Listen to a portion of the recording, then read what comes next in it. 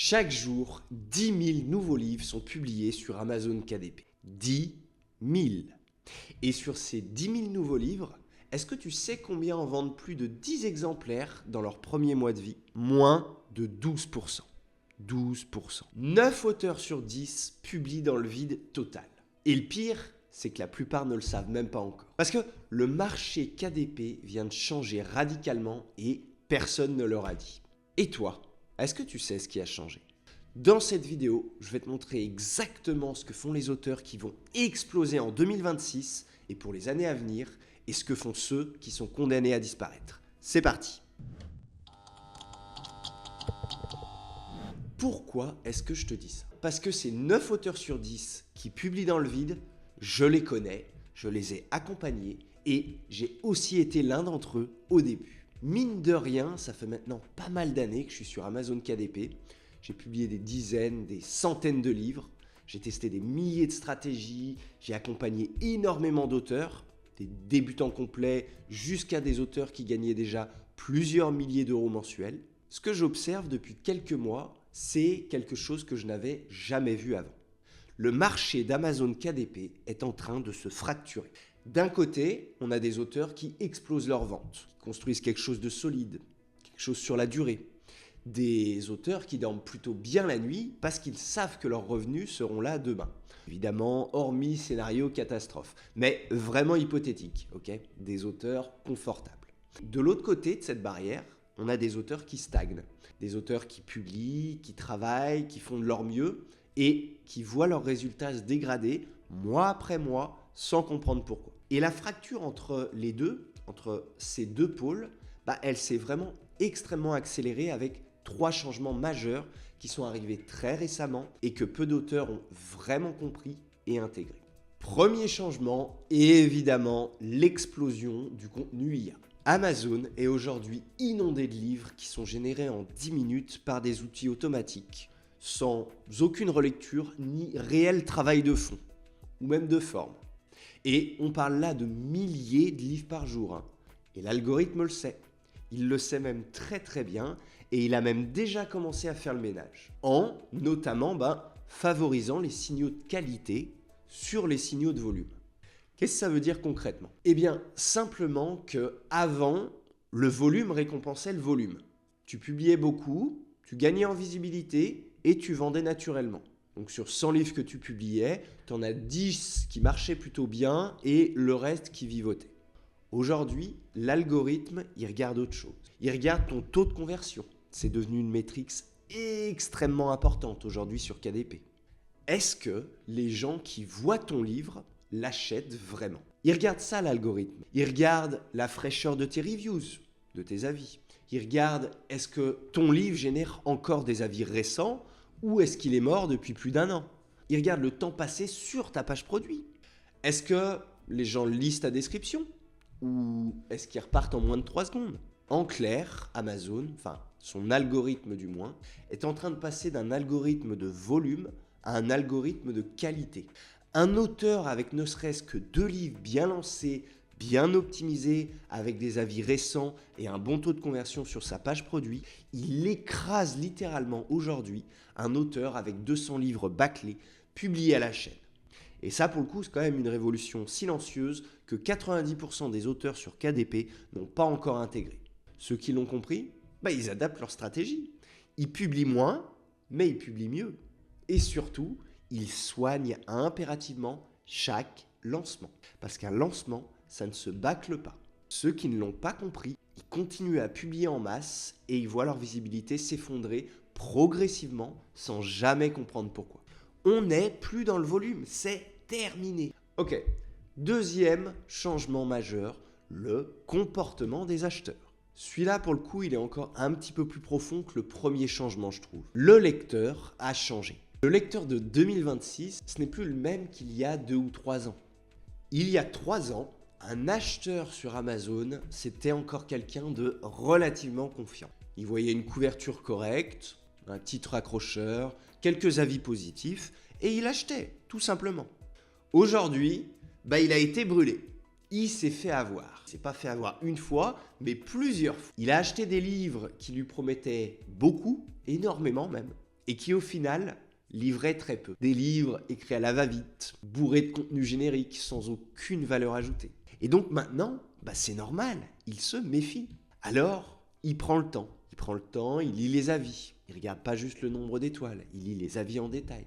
Il cherche les avis négatifs en premier. Il veut pour le coup savoir ce qui ne va pas dans ce livre, ce que les gens en disent. Il regarde qui est l'auteur, clique sur le profil, vérifie si la personne existe vraiment, si elle a une légitimité réelle sur le sujet. Il lit aussi la description. Il peut utiliser aussi la fonction de prévisualisation pour juste juger la qualité de l'écriture avant même d'acheter. Et si quelque chose cloche, une description mal rédigée, couverture qui fait un peu cheap, même des avis qui sonnent faux, il part en moins de 3 secondes. Sans regret, ce comportement, il a un impact direct et surtout massif sur tes ventes. Les livres bâclés qui se vendaient facilement il y a 3 ans, ils se vendent plus. Pas parce qu'Amazon les pénalise directement, enfin, si aussi, mais parce que les lecteurs eux-mêmes, ils font le ménage. Ils votent simplement avec leur portefeuille. Mais ce lecteur plus exigeant, il est aussi plus fidèle. Parce que quand il trouve un auteur en qui il a confiance, pour le coup un auteur qui tient ses promesses, qui écrit avec soin, qui construit une vraie identité éditoriale, il revient. Il achète la suite, il laisse des avis, il recommande, et je pense que c'est ça le vrai changement. Le marché KDP ne récompense plus ceux qui publient le plus vite, il récompense ceux en qui les lecteurs ont confiance. Et enfin, troisième changement majeur, Amazon lui-même. Les règles du jeu changent, les algorithmes évoluent, les critères de mise en avant se transforment, c'est tout, c'est normal, c'est vraiment quelque chose de normal. Et les auteurs qui ne s'adaptent pas, ils ne voient pas leur vente baisser d'un coup. Elles baissent lentement, en douceur, silencieusement, jusqu'au jour où c'est trop tard. Pour le coup, c'est pas une opinion personnelle, c'est ce que j'observe chaque semaine. La bonne nouvelle, parce qu'il y a tout de même une bonne nouvelle dans tout ça, c'est que ces 3 changements créent aussi les 3 opportunités les plus importantes de l'histoire de KDP pour ceux qui savent les voir. Et c'est exactement ce qu'on va décortiquer ensemble dans cette vidéo. Mais juste avant d'aller plus loin, si ce genre de contenu t'aide à construire quelque chose de durable et surtout de solide autour de tes livres, pense à t'abonner à la chaîne. Parce que je publie chaque semaine des vidéos pour aider les auteurs à reprendre le contrôle de leur vente et vivre de leur plume. Pour le coup, ça serait vraiment dommage de rater ça, non? Aussi, reste bien jusqu'à la fin de la vidéo, parce qu'à chaque épisode, je fais gagner 1 heure de coaching avec moi. Je vous en dis plus en fin de vidéo. Allez, on reprend. Avant de te donner ces 3 opportunités en or, je veux d'abord qu'on se regarde en face. Parce que pour savoir où aller, il faut d'abord savoir où est-ce qu'on en est. Ok, je vais te dresser un portrait et je vais te demander d'être honnête avec toi-même en l'écoutant. C'est vraiment très important pour cet exercice.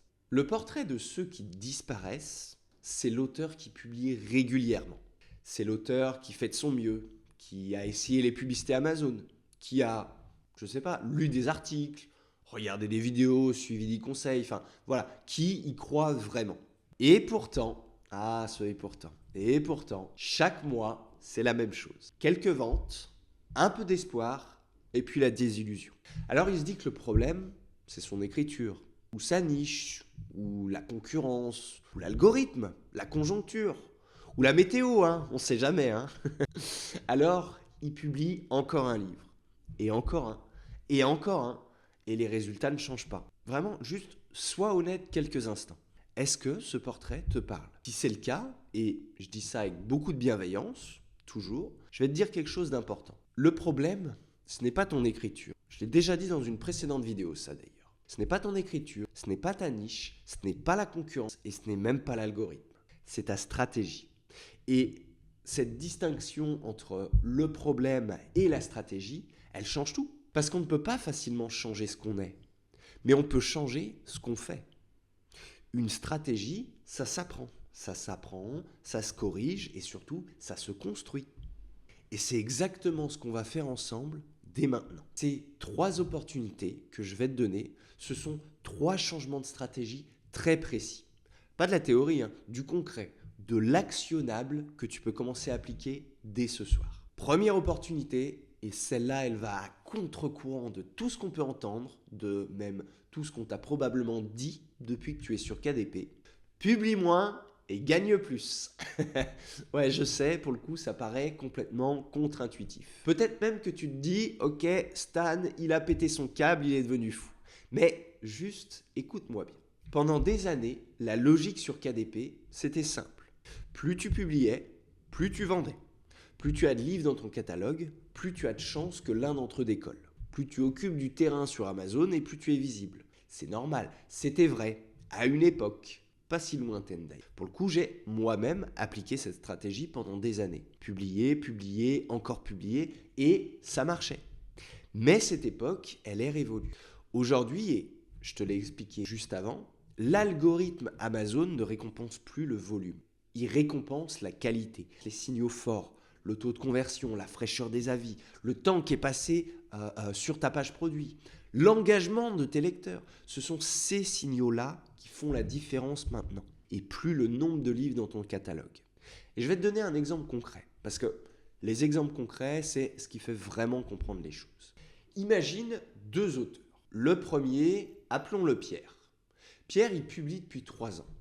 Il a 30 livres dans son catalogue. 30 livres qui sont publiés à la chaîne, rapidement, sans jamais vraiment soigner chaque lancement. Certains de ces livres ont quelques avis, d'autres n'en ont aucun. Ses campagnes de publicité tournent, mais sans réelle stratégie derrière. Il publie, il espère et il passe au suivant. Le deuxième auteur, appelons-le Paul. Je suis sacrément imaginatif aujourd'hui. Paul, il publie depuis 1 an. Il a 2 livres. Il a 2 livres seulement. Mais ces 2 livres, il les a travaillés correctement. Il a validé sa niche avant d'écrire. Il a soigné sa couverture, soigné sa description et même ses mots-clés. Il a fait un vrai lancement avec une stratégie claire et ses publicités, il les optimise toutes les 2 semaines. Résultat, Paul, avec ses 2 livres, génère plus de revenus que Pierre avec ses 30 livres. 30 contre 2 et c'est le 2 qui gagne. L'algorithme Amazon voit ça. Il voit que les livres de Paul convertissent bien. Il voit que ses avis sont récents. Il voit que les lecteurs, ils passent du temps sur ses pages produits. Et pour le coup, il les met en avant. Pendant ce temps-là, les livres de Pierre, eux, ils sont silencieusement, tout doucement, dans les abysses d'Amazon. Pas parce que Pierre est mauvais, pas parce qu'il ne travaille pas, ce n'est pas la question, mais parce qu'il joue encore avec les anciennes règles. Tu vois la différence? Je vais te faire une métaphore parce que si tu me connais, tu sais que j'aime bien les métaphores. Chaque livre que tu publies, c'est un enfant, c'est un petit bébé. Est-ce que tu préfères avoir 10 enfants que tu nourris mal, que tu habilles mal et même que tu envoies à l'école sans cartable? Ou est-ce que tu préfères avoir 2 enfants à qui tu donnes toutes les chances de réussir, à qui tu prépares un vrai avenir? La réponse, elle est évidente. Et pourtant, la plupart des auteurs sur KDP font le premier choix sans même le réaliser. Alors, concrètement, qu'est-ce que ça veut dire pour toi? Ça veut dire que ton prochain livre, avant même d'écrire le premier mot, tu vas te poser les bonnes questions. Est-ce que cette niche a vraiment un potentiel solide en 2026? Est-ce que j'ai validé ce projet avant d'y investir des semaines de travail? Est-ce que j'ai une vraie stratégie de lancement? Pas juste publier et espérer. Est-ce que je suis prêt à soigner chaque détail de ce bébé? Couverture, description, mots-clés, publicité. Si la réponse à une de ces questions c'est non, tu n'es pas encore prêt à publier ce livre. Et c'est une bonne chose de le savoir maintenant, plutôt que le découvrir 3 mois après la publication. Et pour tes livres existants, ceux qui sont déjà dans ton catalogue, pour le coup, la question, c'est la même. Est-ce que ces livres sont vraiment optimisés? Est-ce que leurs descriptions convertissent vraiment? Est-ce qu'ils ont des avis récents? Ou est-ce que les derniers datent d'il y a plus de 2 ans?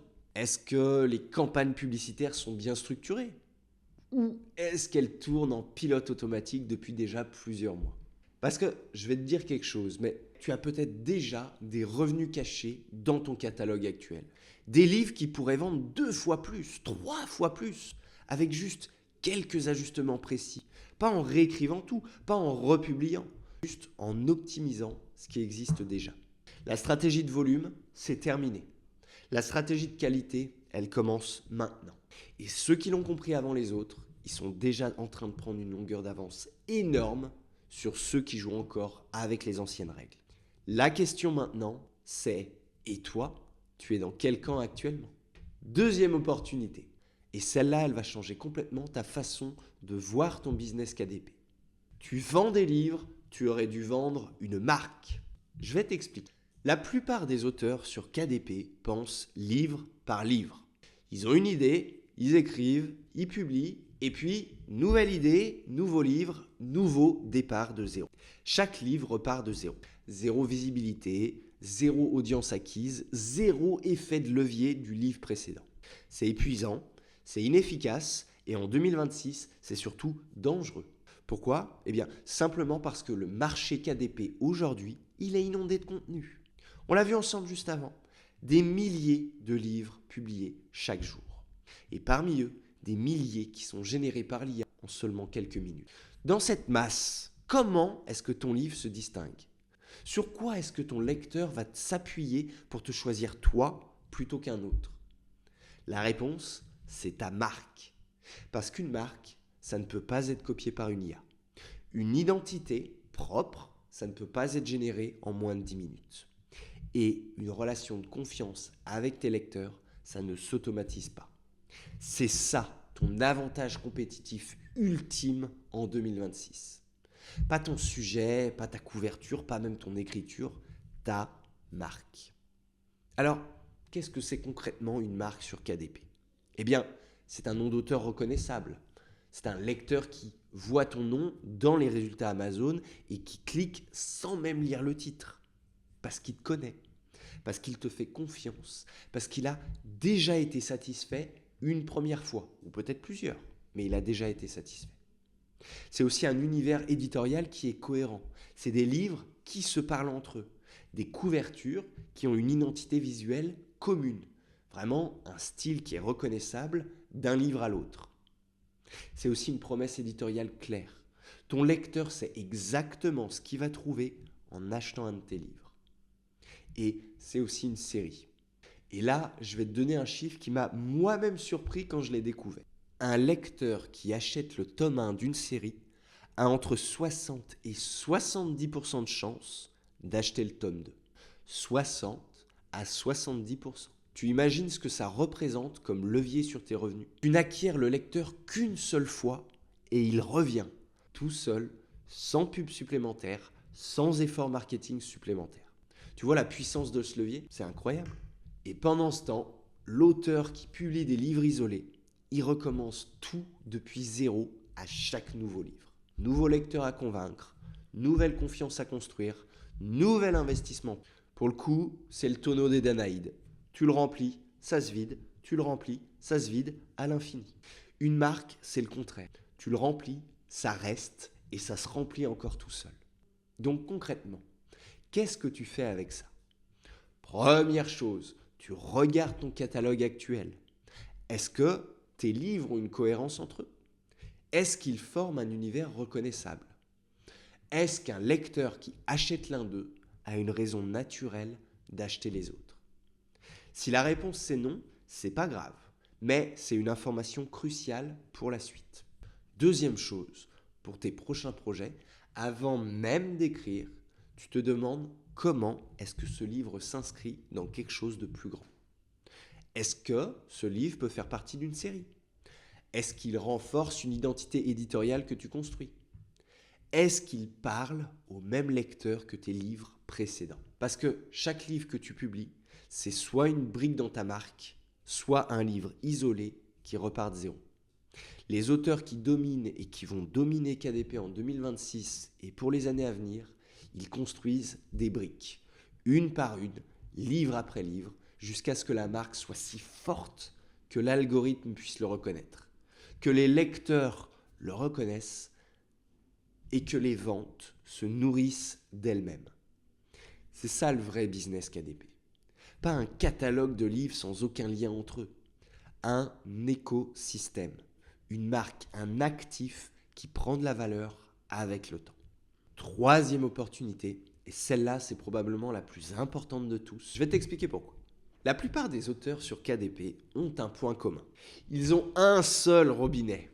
Amazon, 100% de leur trafic vient d'Amazon. 100% de leur visibilité dépend de l'algorithme d'Amazon. Et donc 100% de leurs revenus dépendent des règles d'Amazon. Et ça, c'est une bombe à retardement. Parce qu'Amazon n'est pas ton ami. Amazon, c'est une plateforme qui change ses règles quand elle veut, qui modifie son algorithme sans te prévenir et qui peut décider demain de favoriser certains types de contenus au détriment d'autres. Qui peut aussi, par exemple, suspendre ton compte sur un malentendu. Ça arrive plus souvent qu'on ne le croit. Quand ça arrive, l'auteur qui dépend à 100% d'Amazon, c'est la catastrophe totale. Du jour au lendemain, zéro revenu, zéro visibilité et zéro plan B. Est-ce que tu as un plan B, toi ? Moi, il va jusqu'au plan P. Parce que les meilleurs auteurs de KDP, ceux qui gagnent vraiment bien leur vie, ils ont tous quelque chose en commun. Quelque chose que tu ne vois pas forcément quand tu regardes leurs résultats sur Amazon. Ils ont construit une audience en dehors d'Amazon. Une présence sur les réseaux sociaux, ou même une communauté de lecteurs fidèles qui les suivent, etc. Vraiment, peu importe ce qu'Amazon décide. Et cette audience, elle leur donne deux avantages massifs. Le premier, c'est la protection. Si Amazon change ses règles demain, si l'algorithme les pénalise, si leur compte est suspendu, ils ont encore une audience. Ils peuvent encore communiquer avec leurs lecteurs. Ils ne sont pas à la merci d'une plateforme. Et le deuxième avantage, c'est la puissance. Et celui-là, je pense qu'il est peut-être même encore plus intéressant que la protection. Amazon récompense de plus en plus les livres qui ramènent du trafic extérieur. Tu m'entends bien, j'espère. Amazon te récompense si tu ramènes toi-même des lecteurs sur sa plateforme. Parce qu'il adore que tu lui apportes des clients. Alors, il te met en avant. Il booste ta visibilité organique, réduit ton coût d'acquisition pub. C'est un cercle vertueux. Tu construis une audience en dehors d'Amazon, tu amènes cette audience sur Amazon et Amazon te récompense pour ça. Ta visibilité organique explose. Pour le coup, c'est mathématique. Et pendant ce temps-là, l'auteur qui dépend à 100% d'Amazon, il paye de plus en plus cher ses publicités pour une visibilité de plus en plus faible sur une plateforme qui ne lui appartient pas. Tu vois la différence ? Ouais, je suis sûr que tu la vois. Alors concrètement, par où commencer ? Je vais te donner une règle simple à tenir. Une seule plateforme en dehors d'Amazon.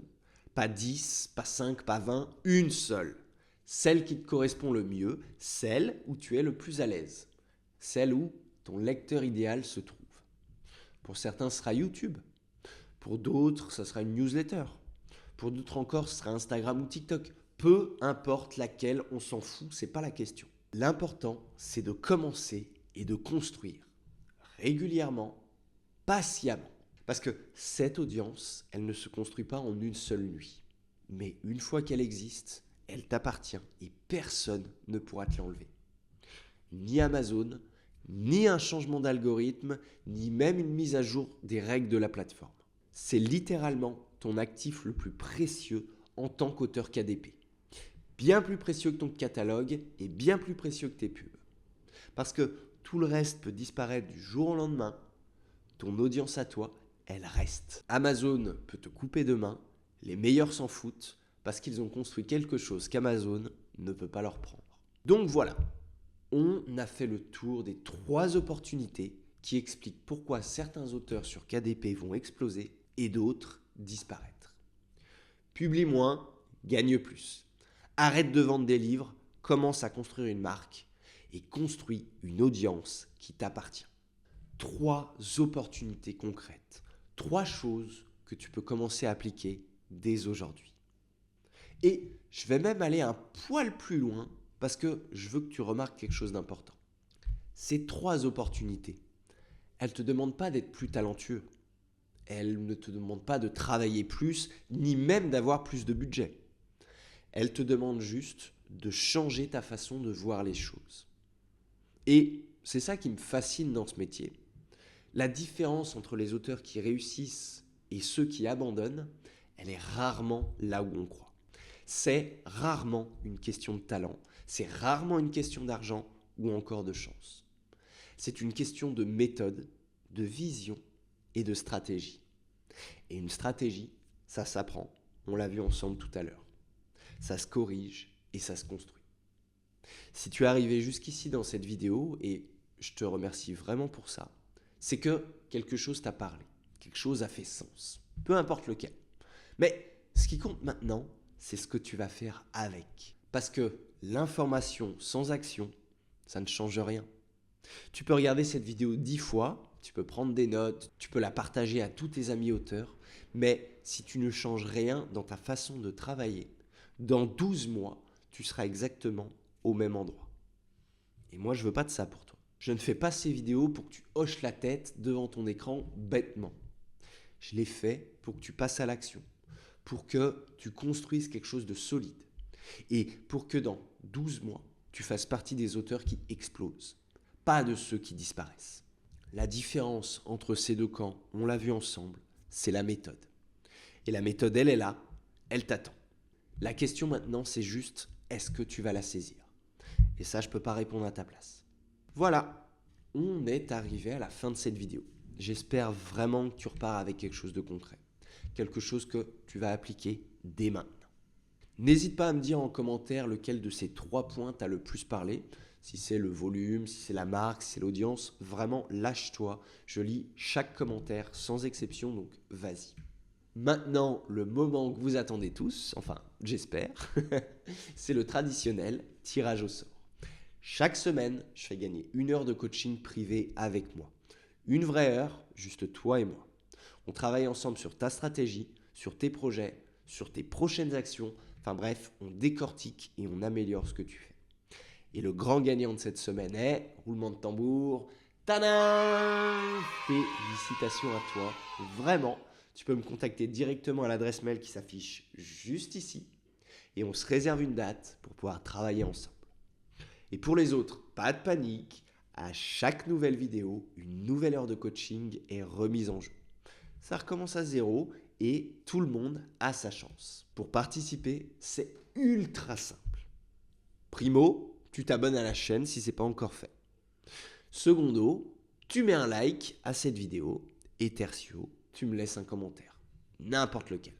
Une question, une réaction, ton avis sur la vidéo ou même si tu n'es pas content. Tout compte. Et c'est tout. Ton nom entre automatiquement dans le prochain tirage au sort.